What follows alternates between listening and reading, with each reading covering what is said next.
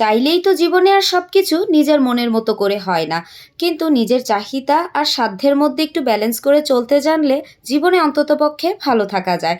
কারণ জীবনের এই যুদ্ধ কোনোদিনই শেষ হবে না। এ তো এক অনন্তকালের যুদ্ধ, যেটা মৃত্যুর আগ পর্যন্ত না শেষ হয়েছে না হবে। হ্যালো এভরিওয়ান, আসসালামু আলাইকুম।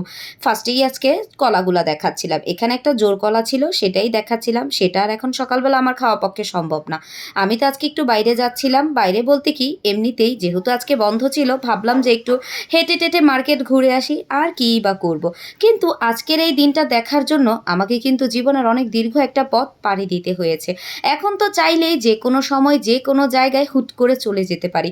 কারো কাছ থেকে কোনো কিছু জিজ্ঞেস করতে হয় না, কোনো পারমিশন নেওয়ার প্রয়োজন পড়ে না।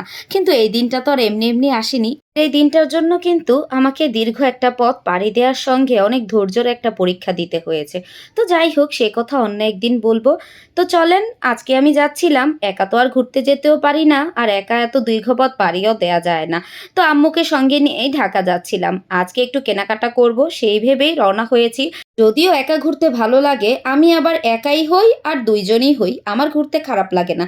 আমি এমনিই একা ঠুটু মারিয়া ঘুরতে পারি। কিন্তু যেহেতু আম্মুরও কাজ ছিল, তো দুইজন একসঙ্গেই গিয়েছিলাম। তো ফার্স্টেই লিজাপুর বাসায় গিয়েছিলাম, লিজাপুরকে সঙ্গে করে নিয়েই তারপরে মার্কেটে বের হয়েছি। এখন আমরা একটু আগে দেখলেন চা খাচ্ছিলাম, সেটা লিজাপুর বাসায়ই খেয়েছিলাম। আর আমরা যেহেতু একসাথে বসেছি, সেখানে আমরা যদিও লাঞ্চও করেছি, একসঙ্গে অনেকটা টাইমই ছিলাম, খাওয়া দাওয়া করেছি, সেগুলোর ক্লিপ আর নিতে মনে নেই। একটু মাঝখানে হয়তো বা একটা চায়ের ক্লিপ নিয়েছিলাম, সেটাই শেয়ার করলাম। তো মার্কেট অনেক কিছুই কেনাকাটা করলাম, ঘোরাফেরা করে এখন নিউ মার্কেট এসেছি।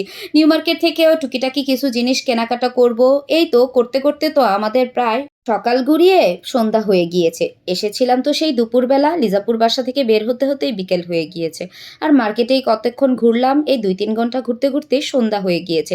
আর এখন এতটা পরিমাণ ক্লান্ত লাগছিল, যেহেতু গতকাল অনেক গরম পড়েছিল। কিন্তু আমি তো বাসা থেকে একদম ফুরফুরে হয়ে বের হয়েছিলাম। মার্কেট টার্কেট ঘুরে আমাকে আর কে খুঁজে পায়। যদিও ভেবে এসেছিলাম অনেক কিছুই কেনাকাটা করব, কিন্তু তেমন করে কিছুই ভালো লাগছিল না। কোনো একটা কিছু পছন্দই হচ্ছিল। এগুলা মার্কেটে ঘুরলাম, ঘুরে ফিরে যতটুকুই ভালো লাগছিল সেখান থেকে 2-1টা জিনিস কেনাকাটা করে এখন আস্তে আস্তে করে বের হয়ে যাচ্ছিলাম। সারাদিন যেতে যেতে এখন তো প্রায় সন্ধ্যা হয়ে গিয়েছে, আর আমারও ভালো লাগছিল না, আর যার জন্য বের হয়ে যাচ্ছিলাম। আর এত লেট করার কোনো প্রয়োজনও নেই, কারণ এমন করে কিছু ভালোও লাগছিল না।